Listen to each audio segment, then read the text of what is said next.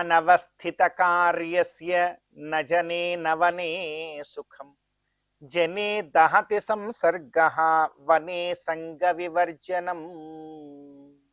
అత్యంత పవిత్రమైనటు ఈ శ్రావణ మాసంలో శుభోదయ వేళ దేవదేవుడైనటువంటి శ్రీమన్నారాయణుని కలియుగ ప్రత్యక్ష దైవమైనటువంటి శ్రీ వెంకటేశ్వర స్వామి వారిని పరిపరి విధాలుగా శరణాగతి చేసి ఉత్తమమైన ఈ శ్రావణ మాస శుభోదయ సమయాన్ని మనం చరితార్థం చేసుకుంటూ ఈ శ్రావణ మాసంలో మనందరి యొక్క ప్రధానమైనటువంటి కర్తవ్యం గోవిందుడి యొక్క ఆరాధన. గోవిందుణ్ణి శ్రీమన్నారాయణుణ్ణి ఎంతగా భక్తి ప్రపత్తులతో మనం ఆరాధన చేస్తామో అంత గొప్పదైనటువంటి మహాభాగ్య రూపమైనటువంటి ఫలాన్ని మనం అందరం కూడా పొందగలం. భగవత్ కైంకర్యం కన్నా గోవిందుడి యొక్క ఆరాధన కన్నా మిన్న మరేమున్నది? మనం విశేషించి ఈ చాతుర్మాస్య వ్రత దీక్షా కాలంలో ఈ శ్రావణ మాసంలో మనల్ని మనం ధర్మ మార్గంలో నిలబెట్టుకోవడానికి ఒక చక్కనైనటువంటి అవకాశం కాలం అనుగ్రహిస్తుంది. అలా మనల్ని మనం ధర్మ మార్గంలో పెట్టుకొని అంతఃశుద్ధితో ఏ కార్యాన్నైనా మనం ఆచరించే ప్రయత్నం చేయాలి. అంతఃశుద్ధి లేకపోతే కార్యము ఫలించదు. కనుక నిష్కల్మషమైనటువంటి మనస్సుని మనం పొందాలి. ముఖ్యంగా అదే చాలా అవసరం మనందరికీ. ఎందుకంటే నిష్కల్మషమైనటువంటి మనస్సే కనుక మన దగ్గర లేకపోతే నీవెక్కడున్నా ఏం చేస్తున్నా ఎంత గొప్ప స్థానంలో ఉన్నా నీకు మనశ్శాంతి. కనుక మనం సాధించవలసినటువంటిది ఏమిటంటే ప్రశాంతమైనటువంటి మనస్సు, ప్రశాంతమైనటువంటి ఆలోచన, ప్రశాంతమైనటువంటి నడవడిక.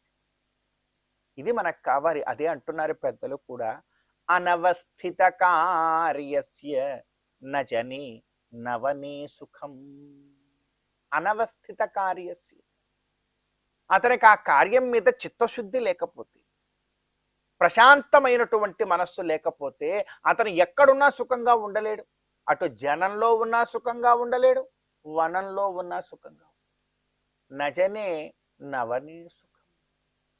అనవస్థిత కార్యస్య నజనే నవనే సుఖం. ఎందుకుండదండి? అనవస్థిత కార్యం ఉంటే జనాల మధ్యలో ఉంటే ఆనందంగా ఉంటాడు, అందరితో నవ్వుకుంటూ ఉంటాడు. లేదు, అతనికి అటువంటి మనస్తత్వం లేకపోతే వనాల్లో ఒంటరిగా ఉంటాడు, ఆనందంగా ఉంటాడు. ఏమవుతుంది? కొంతమందికి ఒంటరిగా ఉండడం ఇష్టం, వాళ్ళు వనాల్లో ఉంటారు. కొంతమందికి జనంలో ఉండడం అంటే ఇష్టం, వాళ్ళు జనాల్లో ఉంటారు. ఏం పోయింది? ఆనందంగా ఉంటారు కదా అంటే, కాదయ్యా. జనే దహతి సంసర్గ. వాడు అనవస్థిత కార్యుడైతే, ప్రశాంతమైన చిత్తం లేనివాడైతే, చింత అసూయలతో ఉన్నవాడు గనకైతే, జనంలో ఉంటే ఏమో పక్కవారి మీద అసూయ వాడిని దహిస్తూ. అదే వనంలో ఒంటరిగా ఉన్నాడు, ఎవడి మీద అసూయ పడనక్కర్లేదు అని అనుకుంటామా? వనంలో గనక ఉంటే సంఘ వివర్జనం వాడిని దహిస్తూ ఉంటుంది. అబ్బో, వాడు సుఖపడిపోతూ ఉన్నాడేమో అక్కడ, వాడు ఆనందంగా ఉన్నాడేమో ఇక్కడ అనుకుంటూ ఒంటరిగా ఉంటే అనుకుని దుఃఖపడతాడు. జనంలో ఉంటే పక్కవాడి యొక్క ఎదుగుదల చూసి దుఃఖపడతాడు. కాబట్టి ప్రశాంతమైనటువంటి వదనము, ప్రశాంతమైనటువంటి చిత్తము నీకుందా? నీవెక్కడ ఉన్నా ఆనందంగా ఉంటావు. అది లేకపోతే నీవెక్కడున్నా ఆనందంగా ఉండలేవు. కనుక ప్రశాంతమైనటువంటి మనస్సు, మన శ్వాసను నియంత్రించగలిగేటువంటి ప్రాణాయామాది కైంకర్యములను, గొప్ప గొప్పవైనటువంటి యోగ సాధనలను మనం అందరం ఆచరించాలి. ముఖ్యంగా భగవత్ కైంకర్యం చేయాలి. వికనసోక్త విగ్రహారాధన కైంకర్యమే నీకు ఎంతో మనశ్శాంతినిస్తుంది. ఆ మనశ్శాంతి నీ దగ్గర ఉంటే చాలు. ఏ ఔషధంతోనూ నీకు పని లేదు, ఏ సిరి సంపదలతోనూ నీకు అవసరం లేదు. ఎంతో ఆనందంగా నీవు జీవనాన్ని గడపగలుగుతావు. మరి అటువంటి గొప్పదైనటువంటి సంపద, వికనసోక్త విగ్రహారాధనా రూపమైనటువంటి సంపదను మనం అందరం కూడా పొందే ప్రయత్నం చేస్తూ ఈనాటి తిదివార నక్షత్రాలలో ఉండేటువంటి తత్వాన్ని కాస్త మన జీవితానికి అన్వయించుకునే ప్రయత్నం చేద్దాం. ఈ రోజున ఆగస్టు 25వ తేదీ శ్రావణ మాస శుక్లపక్ష త్రయోదశి తిథి. త్రయోదశి తిథికి అధిదేవత కామదేవుడు. వారి యొక్క స్మరణము కామ పురుషార్థము ధర్మానుగుణంగా ఉండాలనేటువంటి ఫలాన్ని వారి స్మరణతో ఈ రోజున మనం పొందాం. అదేవిధంగా ఈ రోజున నక్షత్రము ఉత్తరాషాఢ నక్షత్రము. ఉత్తరాషాఢ నక్షత్రమునకు అధిదేవత విశ్వే దేవత. వారి యొక్క స్మరణము ఈ రోజున మనకు వంశాభివృద్ధిని ఇస్తుంది. అదేవిధంగా ఈ రోజున వారము మంగళవారం. భక్తాగ్రగణ్యుడైనటువంటి హనుమంతుల వారి యొక్క ఆరాధన మనకు భక్తి ప్రపత్రులను కలగజేస్తుంది. కనుక ఈ తిదివార నక్షత్రాలలో ఉండేటువంటి తత్వాన్ని మన జీవితానికి అన్వయించుకొని గోవిందుడి యొక్క అనుగ్రహంతో ఈ శ్రావణ మాస శుభోదయ సమయాన్ని మనం చరితార్థం చేసుకుందాం. సంపదల మెరుగవో కందువ బ్రహ్మల కాచే కల్పవల్లివో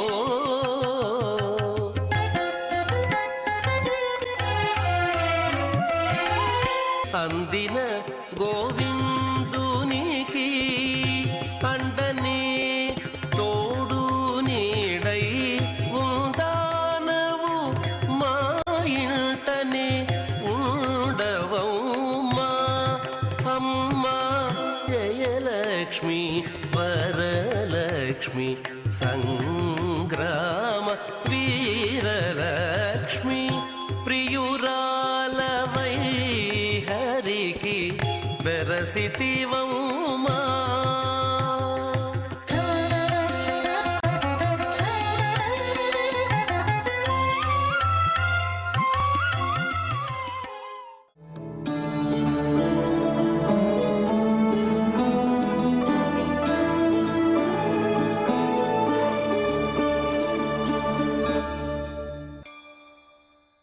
ప్రపద్యేదంగిరిం ప్రాయః శ్రీనివాసానుకంపయ ఇక్షుసార స్రవంతేవ యన్మూర్త్యా శర్కరాయితం. ఈ శుభోదయం వేళ శ్రీవార్భివం అనే కార్యక్రమంలో మనం ఈనాడు తిరుమలలో జరిగేటువంటి పవిత్రోత్సవ వైభవాన్ని తెలుసుకుందాం. ముఖ్యంగా ఒక సంవత్సరంలో శ్రావణ మాసంలో త్రయాన్నికంగా ఈ పవిత్రోత్సవాలు నిర్వహింపబడతాయి.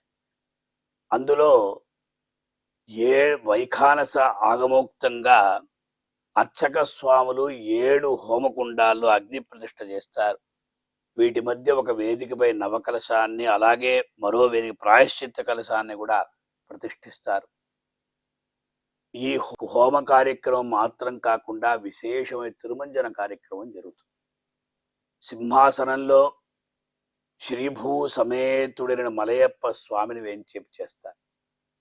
క్రమంగా ఉపచారాలు, అలాగే పెదజీయర్ స్వామివారు అందిస్తూ ఉండగా అర్చకోత్తములు స్వామివారికి తిరుమంజన కార్యక్రమాన్ని నిర్వహిస్తారు. శుద్ధ జలం, ఆ జలం కూడా ఎలా ఉండాలి? పవిత్రంగా ఉండాలి. ఆ తీర్థం కూడా పవిత్రంగా ఉండాలి.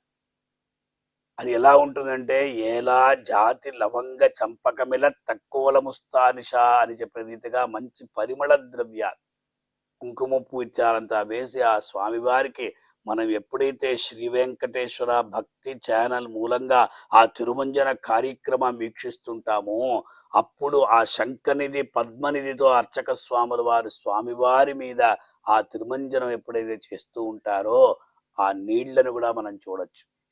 సాధారణంగా ఈ తీర్థం అనేది తెల్లగా ఉంటుంది, కానీ అభిషేక తీర్థం తెల్లగా ఉండదు. అది కాస్త పసుపు రంగుతో ఉంటుంది.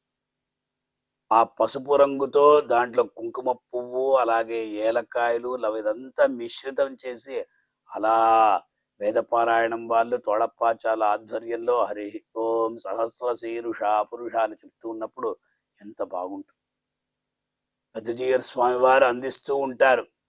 శుద్ధ నీళ్లు, పాలు, పెరుగు, తేనె, కొబ్బరి నీళ్లు, అదే ప్రకారంగా పసుపు, చందనం, వీటితో అభిషేకం జరుగుతుంది. మధ్యలో ఉపచారాలంతా చాలా బాగా జరుగుతాయి. కొండపైన మనమంతా భాగ్యవంతులం. నేరుగా వచ్చి చూడకపోయినా కూడా శ్రీ వెంకటేశ్వర భక్తి ఛానల్ మూలంగా ప్రత్యక్ష ప్రసారం గావింపబడుతుంది కనుక మనం తద్వారా దర్శించుకునే భాగ్యాన్ని పొంది ఉన్నాం.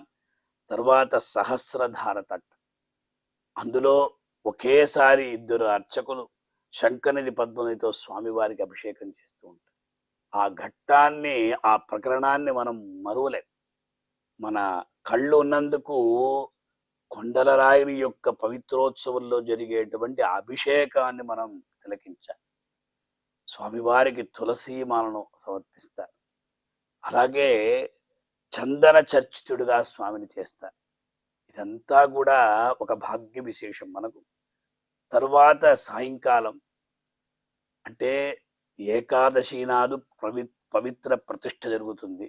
ద్వాదశి నాడు పవిత్ర సమర్పణ జరుగుతుంది. పవిత్ర సమర్పణ ఎలా జరుగుతుంది? అంతా ప్రతిష్ఠితం చేస్తారు. పట్టు నూలు దానాలు మూలమూర్తికి ముఖ్యంగా ఎంతో వైభవంగా భక్తి శ్రద్ధలతో సమర్పిస్తారు. స్వామివారి కిరీటానికి, శంఖ చక్రాలకు, అలాగే కటిహస్తం, వరదహస్తం అన్నింటికి కూడా ఆ గర్భాలయంలో ఉన్నటువంటి దేవతామూర్తులకంతా కూడా సమర్పిస్తారు.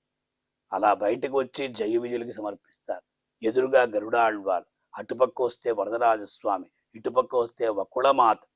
అలా ప్రదక్షిణం గావించిన పైన వెళితే ఆ విమానానికి, ఆనందల విమానానికి అక్కడ ఉండే వెంకటేశ్వర స్వామి సమర్పిస్తారు. అలా కిందకి దిగి అచ్చట ఉన్నటువంటి విశ్వక్సేనుల వారికి, నరసింహస్వామి వారికి, భగవద్రామానుజుల వారికి, అలా బయటికి వచ్చి ధ్వజస్తంభానికి, అలాగే బలిపీఠానికి ఎదురుగా బేడి ఆంజనేయ స్వామి వారికి, ఇటుపక్క వస్తే వరాహస్వామి వారికి, ఆ భూదేవి అమ్మ వాళ్ళకు, అక్కడ ఉన్నటువంటి విశ్వక్సేనుల వారి, రామానుజుల వారి, ఇలా అన్ని చోట్ల కూడా ఈ పవిత్ర మాలను సమర్పిస్తారు. అర్చక స్వాముల వారు ప్రతిష్ఠించిన పవిత్ర మాలను సమర్పిస్తారు. ఇదంతా అలాగే వీధి ఉత్సవం కూడా జరుగుతుంది. ఆ 2వ రోజు జరిగేటువంటి వీధి ఉత్సవాన్ని మనం తిలకించాలి. ఎందుకంటే పవిత్రాలతో స్వామి ఎంతో ఆనందంతో మనకు అందరి దర్శన భాగ్యాన్ని కలిగిస్తూ ఉంటాడు. ఆ పవిత్ర మాల ఏదైతే ఉందో ఆ రంగును కూడా మనం ఒక్కసారి చూడాలి. ఏమిటి ఏదో ధరింపజేస్తున్నా, ఎంతో భక్తి శ్రద్ధలతో పవిత్ర మాలని వాళ్ళు తయారు చేస్తారండి. ఈ పవిత్ర మాల ఏదైతే ఉందో అది 5 వర్ణాలతో ఉంటాయి. ఈ 5 వర్ణాల్లో ఉన్నటువంటి సంకేతం ఏమిటి, అంతరార్థం ఏమిటి అంటే మొట్టమొదటిగా తెలుపు రంగు. ఈ తెలుపు రంగు స్వచ్ఛతకు చిహ్నం. అదే ప్రకారం అది సాత్విక గుణాన్ని తెలియజేస్తుంది. అలాగే ఎరుపు అది రాజస గుణానికి, రక్షణకు హేతువుగా ఉంటుంది. అలాగే ఆకుపచ్చ ఏదైతే ఉందో అది ప్రకృతికి సంబంధించిన విధంగా సమృద్ధిని ఇస్తుంది. అదే ప్రకారం పసుపు మంగళత్వాన్ని మనకు కలుగు చేస్తుంది, జ్ఞానానికి సంకేతం. నీలం అనేది విష్ణువు యొక్క వ్యాపకత్వాన్ని సూచిస్తుంది. ఇలా అది త్రయాన్నికంగా జరిగేటువంటి పవిత్రోత్సవాలలో ఈ పవిత్ర మాలను ఆగమోక్తంగా సమర్పిస్తారు. ఆ మాలలు పవిత్ర మాల 5 ముడులుగా కడతారు, 3 ముడులుగా కడతారు, 1 ముడిగా కడతారు.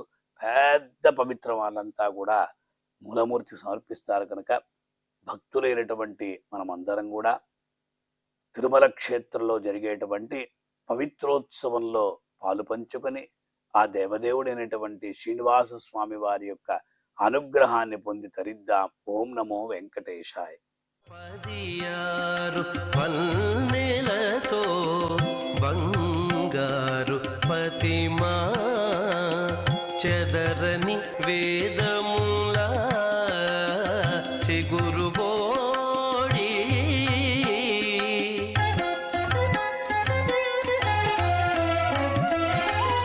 ఎదుట శ్రీ వెంకటేశు నిల్లాలవై నీవు నిధుల నిలిచే తల్లి నీవారమౌమా అమ్మా జయలక్ష్మి వరలక్ష్మి సంగ్రామ వీరలక్ష్మి ప్రియురాలవై హరికి వెరసితివమ్మా అమ్మా జయలక్ష్మి వరలక్ష్మి. జయలక్ష్మి సంగ్రామ వీరలక్ష్మి వరలక్ష్మి జయలక్ష్మి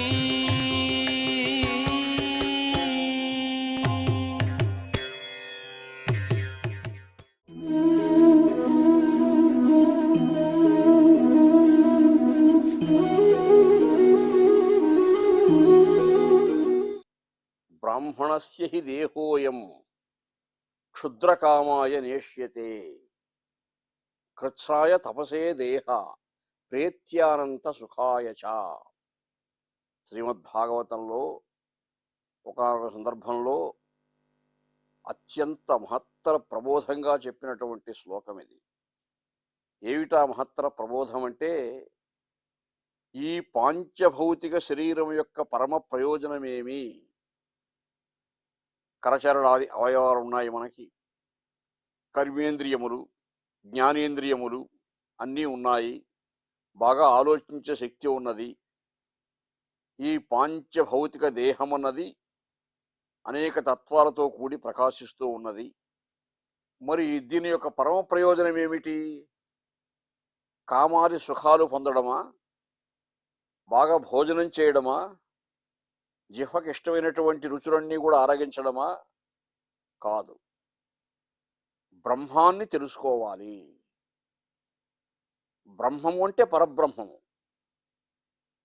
పరబ్రహ్మ స్వరూపుడైనటువంటి పరమాత్మ యొక్క తత్వాన్ని, మహత్వాన్ని అవగాహనం చేసుకొని ఉపాసించి ఆరాధించి ఈ మానసికమైనటువంటి దోషాలన్నీ కూడా నిర్మూలనం చేయాలి.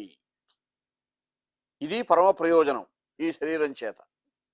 యోగులు, ఆచార్య పురుషులు, మహర్షులంతా కూడా ఈ పరమ ప్రయోజనాన్ని గుర్తించారు కాబట్టి తపస్సు చేత వారి శరీరాన్ని కృషింప చేసుకొని వ్యసనములని నిర్మూలించి కామ క్రోధ లోభ మోహ మదమాత్సర్యాది దుర్గుణాలను పూర్తిగా నిర్మూలించి పరమయోగులై శాంత శమదవాది గుణాలు కలిగి ఆ పరమాత్మ సాక్షాత్కార భాగ్యాన్ని పొందగలిగారు.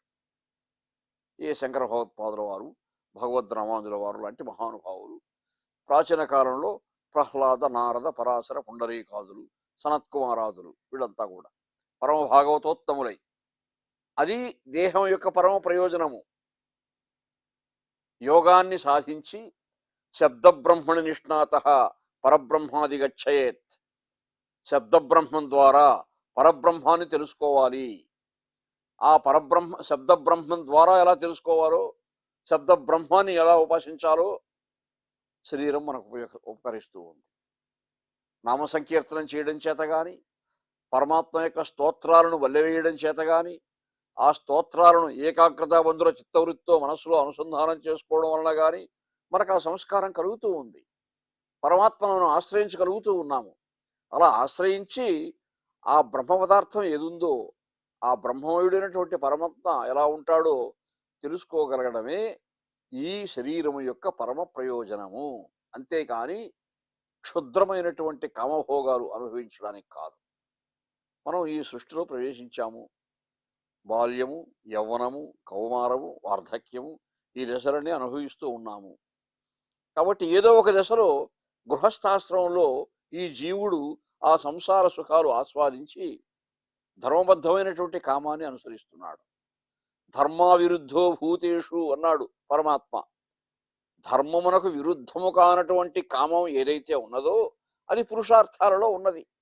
ధర్మ అర్థ కామ మోక్షాలలో అంతవరకే జీవుని పరిమితి ఈ సుఖాలను అనుభవించడానికి. అంతకు మించి అత్యాశలతో, దురాశలతో ఇంకా ఈ భోగాలు అనుభవించాలి, ఇంకా ఈ సుఖాలు అనుభవించాలి అనే కోరికలు ఉంటే ఈ శరీరం యొక్క ప్రయోజనం నెరవేరదు. కాబట్టి ఈ శరీరం యొక్క ప్రయోజనం నెరవేర్చుకోవాలంటే మనం ఏం చేయాలి?